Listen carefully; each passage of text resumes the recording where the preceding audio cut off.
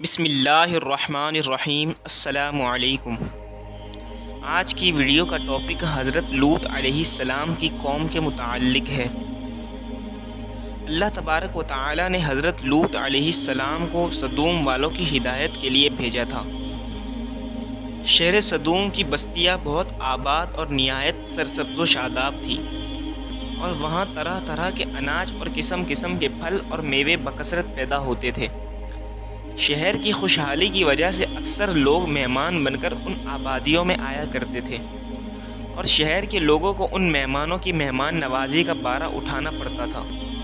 اس لیے اس شہر کے لوگ مہمانوں کی آمد سے بہت ہی تنگ ہو چکے تھے، مگر مہمانوں کو روکنے اور بھگانے کی کوئی صورت نظر نہیں آ رہی تھی۔ اس ماحول میں ابلیس لعین ایک بوڑھے کی صورت میں نمودار ہوا اور ان لوگوں سے کہنے لگا، اگر تم لوگ مہمانوں کی آمد سے نجات چاہتے ہو تو اس کی یہ تدبیر ہے کہ جب بھی کوئی مہمان تمہاری بستی میں آئے تو تم لوگ زبردستی اس کے ساتھ بدفعلی کیا کرو۔ چنانچہ سب سے پہلے ابلیس خود ایک خوبصورت لڑکے کی شکل میں مہمان بن کر اس بستی میں داخل ہوا اور ان لوگوں سے خوب بدفعلی کرائی۔ اس طرح یہ فعل بد ان لوگوں نے شیطان سے سیکھا۔ پھر رفتہ رفتہ اس برے کام کے یہ لوگ اس قدر عادی بن گئے کہ عورتوں کو چھوڑ کر مردوں سے اپنی شہوت پوری کرنے لگے۔ حضرت لوط علیہ السلام ان لوگوں کو اس فعل بد سے منع فرماتے رہے، مگر جب قوم لوط کی سرکشی اور بدفعلی قابل ہدایت نہ رہی تو اللہ تبارک و تعالی کا عذاب آ گیا۔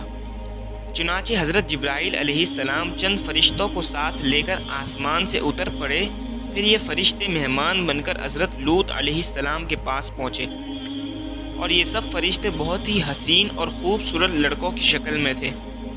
ان مہمانوں کے حسن و جمال کو دیکھ کر اور قوم کی بدکاری کا خیال کر کے حضرت لوط علیہ السلام بہت فکر مند ہوئے۔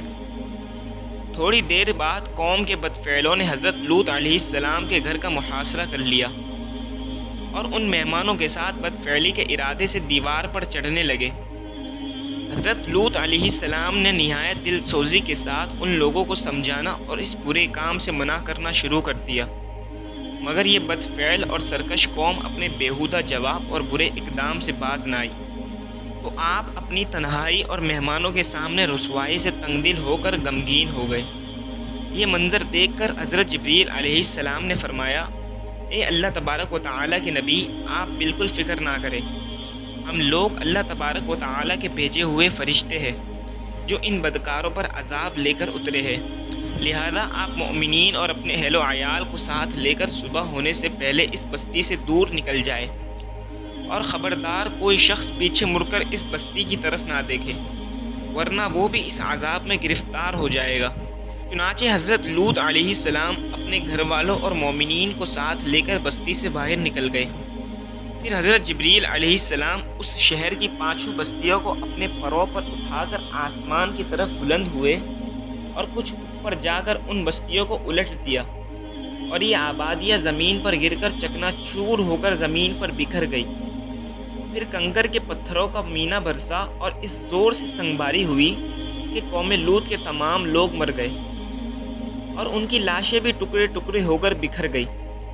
عین اس وقت جب کہ یہ شہر الٹ پلٹ ہو رہا تھا، حضرت لوط علیہ السلام کی ایک بیوی جس کا نام وائلہ تھا، جو در حقیقت منافقہ تھی اور قوم کے بدکاروں سے محبت رکھتی تھی، اس نے پیچھے مڑ کر دیکھ لیا اور یہ کہا کہ ہائے رے میری قوم، یہ کہہ کر کھڑی ہو گئی۔ پھر عذاب الہی کا ایک پتھر اس کے اوپر بھی گرا اور وہ بھی ہلاک ہو گئی۔